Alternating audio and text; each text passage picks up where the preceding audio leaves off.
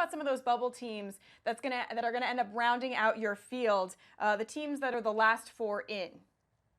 Yeah, so right now I have Seton Hall, Pittsburgh, Miami, and VCU as my last four in. And you guys, right now, it is pretty hard to come up with teams to be the last four in, not because there are too many, but because there are too few. I feel like we could cut this down to maybe a 56 or a 52 team tournament and be totally fine with it. It is hard to find 36 strong at-large resumes right now. I mean, Miami has lost to the five best teams that they've played this season. VCU just earlier this week lost at Fordham in overtime. It is a soft bubble at this stage of the season. I am very thankful that we have 2 more months for some of these teams to step up and prove themselves or step down and disprove themselves, because we are absolutely going to need it. It is an incredibly soft bubble. I mean, it is soft at the top of the field this year too. And I think that's why a team like Baylor, despite a couple of missteps, is able to rightfully hold on to a number 1 seed. And that is trickling all the way down to team 67, 68, 69, 70, even when we get out of the dance. I mean, there are a lot of arguments against teams,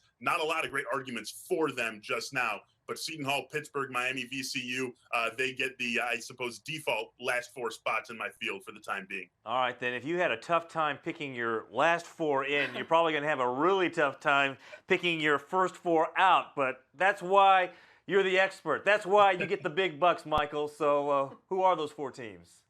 Yeah, I suppose we have more to pick from here. Less deserving teams that are deserving to get in. Rhode Island, Marquette, Georgia, and Michigan are the 4 teams that I have just waiting to punch their way in. Now, Marquette and Michigan, to me, these are the most interesting teams out of these 4 that we have left, because they're both going to have opportunities. Rhode Island coming out of the A-10, not a ton of opportunities for them. Same goes for Georgia in the SEC.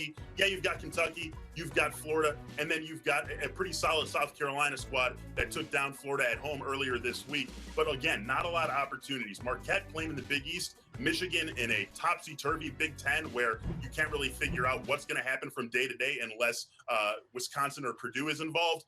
Going to have some chances to really build the resume. So those are the teams to watch, not just these 2, Marquette and Michigan, but teams that are in those conferences where they're going to have opportunities to impress the selection committee. It's a little bit unfair, perhaps, that a team like Rhode Island, which probably is just as good as Michigan, doesn't get that. But that's the life that we lead, depending on what sort of conference that we're in. Marquette and Michigan, very interesting to watch them. Michigan plays Illinois on Saturday, another bubble team. That could go a long way to determining if one of these 2 teams is in the tournament come Selection Sunday.